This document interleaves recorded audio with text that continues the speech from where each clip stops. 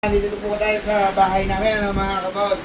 Dito po nagre-report po ulit ako ngayon kung ano po ang nangyayari nung una na in-report ko sa inyo na wala pa yung bagyo, na parating pa lang ang bagyo. Ngayon, paalis na siguro yung bagyo pero hindi pa natin alam kung paalis na nga siya o nandito pa siya, no, mga kabod. Kitang-kita ninyo mga kabod, no, kung ano yung mga nangyari. Wasak po lahat ang aming mga kagamitan. Wasak din mo ang aming bahay na pinitirahan.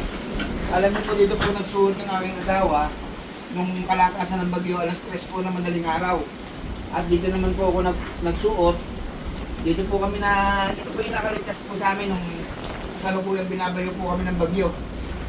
Alalang po ang mga kapitbahay namin na kami ay iligtas. Kaya lang, hindi ko kami makalis. Kalakas po talaga ng bagyo. Kalakas ng hangin. Hanggang sa nasira na po ng mga na aming bahay, pati po yung terrace. Salamat lang po at kami po ay ligtas. Ayun po ang yan po, tinarap na lahat o. Kaya po tinarap pa din yan. Hanggang sa ngayon o, malakas pa rin ako namin pero hindi na po siya ganun kalakas. Para po sa atin o, sa Pilipinas, signal number 5 na to. Yung lakas po niya. Lahat po dito sa Saipan na ang bahay ay puro ganito, roof din, mga yero, wasak po lahat.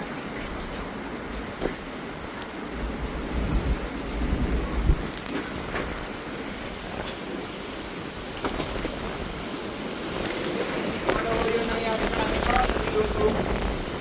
Ano nangyari? Ganon din ho nangyari sa amin ngayon. Ano pangalan ng pagkito? Sinlako. Singlakot? Sinlako. Singlakot? Parang picture mo na yun doon.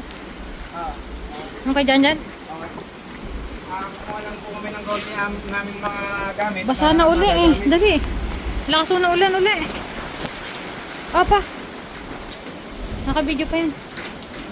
Kami ho eh pupunta sa kapilya. Di po.